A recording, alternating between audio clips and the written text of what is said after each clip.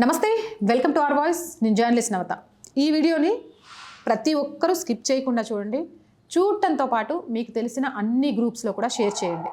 ఎందుకు అంటే టీనేజ్ని కాపాడుకుంటూ రేపు భావి భారత పౌరుల్ని, ముఖ్యంగా మన కుటుంబం నుంచి ఒక మంచి యువతను తయారు చేయాల్సిన బాధ్యత మన మీదే ఉంది. కాబట్టి చాలా సీరియస్ ఇష్యూ, సిల్లిగా మాత్రం తీసుకోకండి.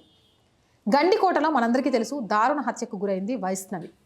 హత్య ఎవరు చేశారు, కారణాలు ఏంటి అనేది పోలీసులు చూసుకుంటారు. కానీ ఇక్కడ మనం మాట్లాడుకోవాల్సిన అంశం ఏంటంటే 15-16 సంవత్సరాలు ఉన్న అమ్మాయి ఇంట్లో వాళ్ళు వద్దు అని చెప్తున్నా, ఇంట్లో వాళ్ళకి ఇష్టం లేకపోయినా కాలేజీకి వెళ్లకుండా ఫ్రెండ్తో కలిసి గండికోట వెళ్ళడం ఒక సామాజిక అంశంగా చూడాల్సిన అవసరం ఉంది. దీన్ని కొట్టిపారేయొద్దు. టీనేజ్లో ఉన్న పిల్లల్ని పెద్దలు ఎలా అదుపు చేయాలో అర్థం కాని పరిస్థితి. చట్ట ప్రకారం ఆ అమ్మాయిని అలా తీసుకెళ్లడం కూడా చట్టవిరుద్ధమే. కానీ ముందుగా వైష్ణవి ఇష్టాలు గమనిస్తే వయసుకు మించిన ఆలోచన చేసింది అని అర్థమవుతుంది. ఇలా ఆలోచనలు చేసింది ఒక వైష్ణవి అనుకుంటే తప్పు. ఇలాంటి వాటిని ఈ మధ్యకాలంలో చాలా మంది గురించి మనం వింటూనే ఉన్నాం. విక్టిమ్ కుటుంబ సభ్యుల కథనం ప్రకారం ఆ అమ్మాయి 10th క్లాస్ పాస్ అవ్వడం కంటే ముందే వీళ్ళిద్దరి మధ్య స్నేహం ఉంది. కుటుంబ సభ్యులు అమ్మాయి స్నేహితుడిని చాలాసార్లు హెచ్చరించాం అని చెప్తున్నారు. అయినా వైష్ణవికి నచ్చజెప్పలేకపోయారు.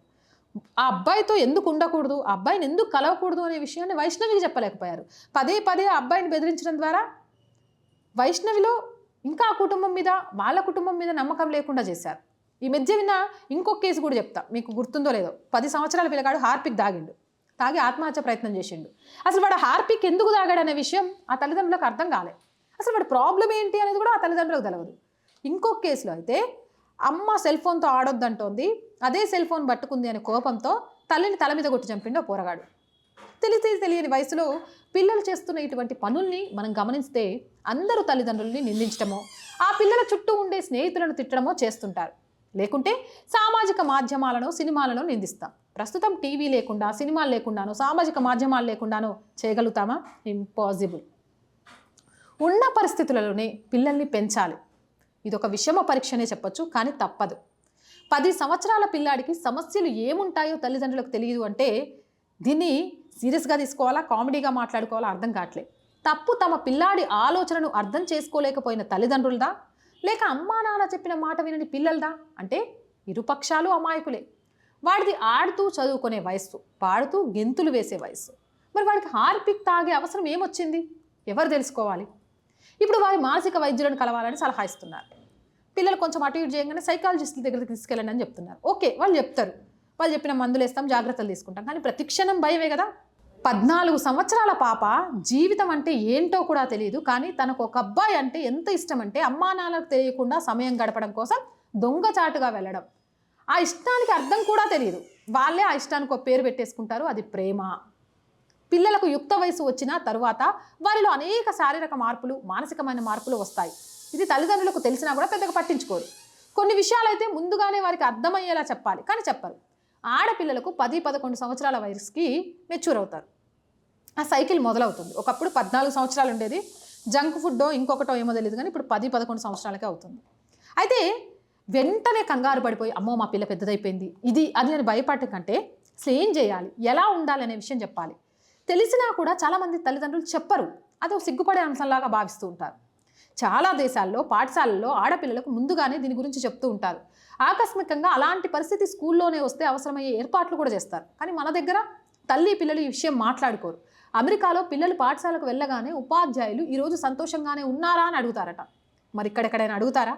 పిల్లలకు చదువు ఒక్కటే కాకుండా సమాజంలో ఉండే మంచి చెడుల గురించి కొంత అవగాహన కల్పించాల్సిన అవసరం ఉంది. పట్టించుకోరు. అలా పట్టించుకునే వాళ్ళ సంఖ్య చాలా తక్కువ. సెల్ ఫోన్ వాడకం సమస్య అలాగే ఉంటుంది. పని ఒత్తిడిలో ఉన్నప్పుడు పిల్లలను సంభాళించలేక వారికి సెల్ ఫోన్ ఇస్తారు. 6 నెలల పిల్లలకు తిండి తినిపించడానికి సెల్ ఫోన్ రైమ్స్ పెట్టేసి త్వరగా తినిపిస్తుంటారు. చివరికి పిల్లలు కనీసం వాళ్ళు తినే ఆహారం రుచిని ఆస్వాదించకుండా సెల్ ఫోన్లో మునిగిపోయి తినేస్తున్నారు. రైల్వే స్టేషన్లో, బస్ స్టాపుల్లో, విమానాశ్రయాలు ఎక్కడ చూడండి ఫ్యామిలీ అంతా కలిసే వెళ్తూ ఉంటారు. కానీ ఎవరి ఫోన్లలో వాళ్ళే ఉంటారు. విహారయాత్రలకు వెళ్ళిన ఇదే దృశ్యాలు, విజ్ఞాన యాత్రలకు వెళ్ళిన ఇదే దృశ్యాలు. 24 గంటలు సెల్ ఫోన్తో కనిపిస్తుంటారు. మనం ఇంత సెల్ ఫోన్తో కనిపిస్తూ పిల్లల్ని సెల్ వాడొద్దు అంటే వినడం కష్టమా కాదా? ఒకసారి ఆలోచించండి. తల్లిదండ్రుల ఆ ప్రవర్తన పిల్లలపైన ప్రేమ లేక కాదు. కొన్ని విషయాలు మొహమాటంతో మాట్లాడరు, మరికొన్ని విషయాలు చెప్పవలసిన విషయంగా భావించక చెప్పరు. ప్రస్తుత సామాజిక పరిస్థితుల్లో పెళ్లికి ముందే పిల్లలకు శిక్షణ చాలా అవసరం. అప్పుడు కాకపోయినా తల్లిదండ్రులు అవడానికి ముందే పిల్లల పెంపకం గురించి శిక్షణ తప్పనిసరి. అభివృద్ధి చెందిన దేశాలలో చాలా కాలం నుంచి ఇటువంటి అవగాహన కల్పిస్తున్నారు. మన దేశంలో కూడా ఇప్పుడు అది తప్పనిసరి పరిస్థితి అయింది. అభివృద్ధి చెందిన దేశాలలో ఇటువంటి సమస్య లేదా ఉంటే అని ఆ దేశాలలో పరువు హత్యలు లాంటివి ఉండవు. నిజంగా ఉన్నాయి ఆ దేశాల్లో కూడా, కానీ పరువు హత్యలు ఉండవు. పిల్లలు, ముఖ్యంగా ఆడపిల్లలు తెలిసి తెలియక హద్దులు దాటితే నవమాసాలు మోసికని అల్లారు ముద్దుగా పెంచిన తల్లి, పిల్లల కోసం అహర్నిశలు కష్టపడే తండ్రి బిడ్డను కదర్ చేర్చడానికి వెనుకాడని ఉదంతాలు భారతదేశంలో వెలుగులోకి వస్తున్నాయి. తప్పు ఎవరిది అని చర్చించుకోవడం కంటే ఉన్న పరిస్థితుల్లోనే పిల్లలను పక్కదారి పట్టకుండా ఎలా పెంచాలో ఆలోచించాలి. విద్యా విధానంలో మార్పులు కావాలి. తల్లిదండ్రుల ఆలోచనలలో మార్పు రావాలి అంటే సమాజంలో వీటిపైన విస్తృత చర్చలు జరగాలి. 21వ శతాబ్దంలో కూడా 3 ఏళ్ల పిల్లాడు ముంత పగలగొడితే అబ్బురంగా చూసినట్లు ఉంటే అనర్థాలు జరుగుతాయి. ఇప్పటికే గంజాయి, కొకేన్ లాంటి డ్రగ్స్కి యువత బానిసలు అవుతున్నారు. యువ భారతం అంటే ఉత్పాదక శక్తిశాలురు కావాలి, కానీ పెడదారుల్లో నడిచి వారి జీవితాలు దుర్భరం కాకూడదు. టీనేజ్ పిల్లలను కాపాడుకుందాం. కాబట్టి దయచేసి ప్రతి విషయాన్ని పిల్లలతో చర్చించండి. వాళ్ళకి చెప్పే ముందు మనం వాటిని ఆచరిస్తున్నామా లేదా అనేది చూడండి. మన కోసం, దేశం కోసం రేపటి యువతని సరైన మార్గంలో పెంచాల్సిన బాధ్యత మనందరి మీద ఉంది. అవునంటారా కాదంటారా? మీరు అవునన్నా కాదన్నా, మీకు నచ్చినా నచ్చకపోయినా ఈ వీడియోని మాత్రం ప్రతి ఒక్కరికి షేర్ చేయండి. కనీసం అదైనా ఒక బాధ్యతగా చేయండి. ఈ అంశం ప్రతి ఒక్కరూ మాట్లాడుకోవాల్సిన అంశం. మీ అభిప్రాయం ఏంటో కామెంట్ సెక్షన్లో పెట్టేయండి. మోర్ వీడియోస్ కోసం ఆర్ వాయిస్ ఛానల్ని వెంటనే సబ్స్క్రైబ్ చేయండి. చాలామంది వీడియోస్ చూస్తున్నారు బట్ సబ్స్క్రైబ్ చేయడం మర్చిపోతున్నారు. So please subscribe our channel. Content బాగుంది అనిపిస్తే లైక్ చేయండి, షేర్ చేయండి. దాని ద్వారా వీడియోస్ వైరల్గా మారుతాయి. ఆర్థికంగా ఆర్ వాయిస్కి చేయుతగా నిలవండి. ఆర్థికంగా సపోర్ట్ చేయాలి అంటే సబ్స్క్రిప్షన్ పక్కనే జాయిన్ అనే బటన్ ఉంది. 1 to 5 లెవెల్స్ ఉంటాయి. ఏదో ఒక లెవెల్లో సపోర్ట్ చేయండి. అలాగే స్క్రీన్ మీద గూగుల్ పే, ఫోన్పేతో పాటు అకౌంట్ డీటెయిల్స్ కూడా ఉంటాయి. మీకు తోచిన సహాయాన్ని అందించవచ్చు. వ్యాపార ప్రకటనల కోసం 8328500576 నెంబర్ని సంప్రదించండి.